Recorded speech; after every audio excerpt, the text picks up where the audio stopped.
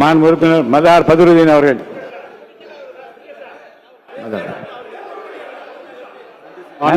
நன்றி சொல்லி இல்ல குறுக்கீடு இல்லாம 24 நிமிஷம் உங்களுக்கு கொடுத்துட்டேன், போதுமானது. நன்றி சொல்லி முடிங்க. மாண்பு உறுப்பினர் டி ராமச்சந்திரன் இருங்க, அவர் இருங்க ஒரு நிமிஷம் மாண்பு உறுப்பினர் ஆசிரியர் ஒரு நிமிஷம் இருங்க. மாண்பு உறுப்பினர் என்ன மாண்பு உறுப்பினர் ராமச்சந்திரன். தலைவர்களே, பரந்தூரில் விமான நிலையம் வேண்டாம் என்பதால் எங்களுடைய நிலைப்பாடு. தொடர்ந்து எங்களுடைய விவசாய சங்கம் 3 போகம் நெல் விளைகின்ற அந்த பகுதியில் விமான நிலையம் தேவையில்லை என்று பல்வேறு போராட்டங்கள் நடத்திருக்கோம். நம்முடைய மாண்பு முதலமைச்சர் நேற்றைக்கு அறிவித்த அந்த அறிவிப்பை இந்திய கம்யூனிஸ்ட் கட்சியின் சார்பாக வரவேற்கிறேன். அதே நேரத்தில் தொழில் வளர்ச்சி தேவை, அதற்காக அரசுடைய தரிசு நிலங்கள் ஏராளமாக இருக்கிறது. அந்த பகுதியில் விமான நிலையம் அமைக்க வேண்டும் என்பதால் எங்களுடைய நிலைப்பாடு. முதலமைச்சருடைய அறிவிப்புக்கு இந்திய கம்யூனிஸ்ட் கட்சியின் சார்பாக நெஞ்சார்ந்த நன்றிகளை தெரிவித்துக் கொள்கிறேன். செல்லசாமி அவர்கள். மானிய கோரிக்கை மீது உள்ள விவாதங்கள்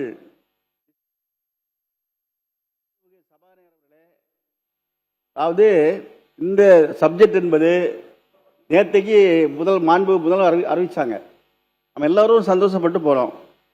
இன்னைக்கு மானிய கோரிக்கை மீது விவாதம் நடந்துட்டு இருக்கு. இந்த சப்ஜெக்ட் வந்தவரை குறைந்தபட்சம் கவனஈர்ப்பு தீர்மானம் கொண்டு வந்துக்கலாம். இந்த சப்ஜெக்ட் மேல பேச இதை பத்தி உங்க கருத்தை சொல்லுங்க. நீங்க பரந்தூர் தீர்மானத்தை பத்தி கருத்தை சொல்லுங்க. நேற்றைக்கு மாண்பு முதலமைச்சர் அறிவிச்சிருக்காங்க. நாம் எல்லாரும் முடிவா மாத்திரம் அதை நம்ம எல்லாரும் பாராட்டுறோம். அவர் ஒரு மாற்று இடத்தை என்பது விவசாயிகளையும் மக்களையும் என்பது பாதிக்கப்படக்கூடிய இடத்துல என்பது விவாதம் நிலையம் தேவையில்லை என்பதுதான் மார்க்சிஸ்ட் கம்யூனிஸ்ட் கட்சியுடைய கருத்து. வேறொரு இடம் சூஸ் பண்ணோம் சொல்லியிருக்காங்க. இடம் சூஸ் பண்ணிட்டோம், அது விவசாயிகளை பாதிக்காத ஒரு இடத்தை பார்த்து அவங்க தேர்வு செய்யட்டும். அப்போ நம்ம இந்த டைமை பேசிக்கலாம். ஏன் டைமை என்பது வீணாக்குறோம்? இதுதான் என்னுடைய கருத்து. மாண்புமிகு கணேஷ்குமார் பேசிட்டோம், அப்புறம் நீங்க பேசணும். உட்காருங்க. மாண்புமிகு பேரவைத் தலைவர் அவர்களே, பரந்தூர் விமான நிலையம் கைவிடப்பட்டது அரசனுடைய கொள்கை முடிவு. அதை நாங்க விவாதத்திற்குள்ளாக்குவது என்பது எங்களுடைய விருப்பம் அல்ல. ஆனால் தமிழ்நாட்டிற்கு கூடுதல் விமான நிலையம் அவசியம். அவ்வளவுதான், கூடுதல் விமான நிலையம் அவசியம். அதே நேரத்தில் மாண்புமிகு அமைச்சர் அவர்கள் சொல்லும்போது அதனால் கையகப்படுத்தப்பட்ட நிலத்தை வேற பயன்பாட்டிற்கு பயன்படுத்தலான்னாரு. அது சட்டத்தில் அதுக்கு இடம் இல்லை. எந்ததுக்காக கையகப்படுத்தியிருக்கிறோமோ அதற்காக தான் அந்த நிலத்தை பயன்படுத்த வேண்டும். இல்லை என்று சொன்னால் அதை விவசாயிகளுக்கு திரும்பி கொடுக்கணும். அது அரசு அது குறித்து என்ன கொள்கை முடிவு எடுத்திருக்கிறது என்பதை தெரிவிக்க வேண்டும். இன்னொரு விமான நிலையம் இல்லாமல் 1.3 ட்ரில்லியன் எக்கானமியை நம்ம எட்டுவது சாத்தியம் இல்லை என்பதை பாட்டாளி மக்கள் கட்சியின் கருத்தாக தெரிவித்து அமர்கிறேன். மாண்பு தொழில்துறை அமைச்சர்.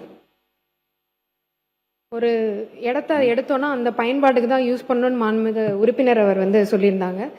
Right to fair compensation and transparency in land acquisition, rehabilitation and resettlement act 2013 clause 1999 படி ஒரு குறிப்பிட்ட திட்டத்திற்கு கையகப்படுத்தும் நிலம் அத்திட்டம் சில காரணங்களால் செயல்படுத்த இயலவில்லை எனில் மற்ற பொது திட்டங்களுக்கு அரசு ஒதுக்கீடு செய்து உத்தரவு வழங்கிட சட்டங்களில் வழிவகை உள்ளது.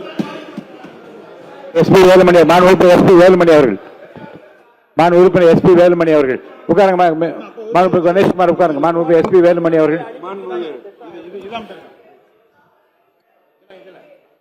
மாண்புமிகு பேரவைத் தலைவர் அவர்களே, நான் நேற்று முதலமைச்சருக்கு வைத்த கோரிக்கையை பற்றி தான் டிஸ்கஷன் போச்சு.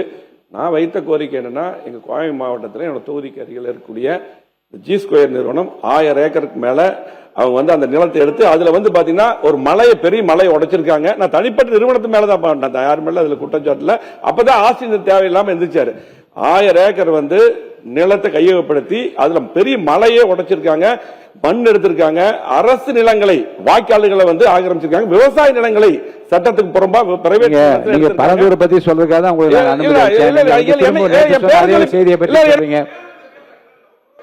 முடிச்சேன். அதே போல பாத்தீங்கன்னா இன்றைக்கு மான்களும் சிறுத்தை புலி கொல்லப்பட்டிருக்கிறது. அதான் முதலமைச்சர் நடவடிக்கை எடுக்கணும். அதே போல பாத்தீங்கன்னா இன்றைக்கு அந்த நிறுவனத்தின் மேல நடவடிக்கை மாண்பு முதலமைச்சர்கள் எடுக்க வேண்டும். அதே போல பாத்தீங்கன்னா ஆசிரியர் பேசும்போது சொன்னாரு, இந்த தொழில்துறையில அதாவது ஒரே இடத்துல எல்லா அப்ரூவல் கொடுக்கிறது அவங்களுடைய ஆட்சின்னு சொன்னாங்க. நானும் தொழில்துறை அமைச்சரா 2011 இருந்தேன். அதாவது 1991 தான் புரைத்தலை அம்மா அவர்கள் சிங்கிள் விண்டோ சிஸ்டத்தை, சிங்கிள் விண்டோ கிளியரன்ஸ் கொண்டு வந்தாங்க.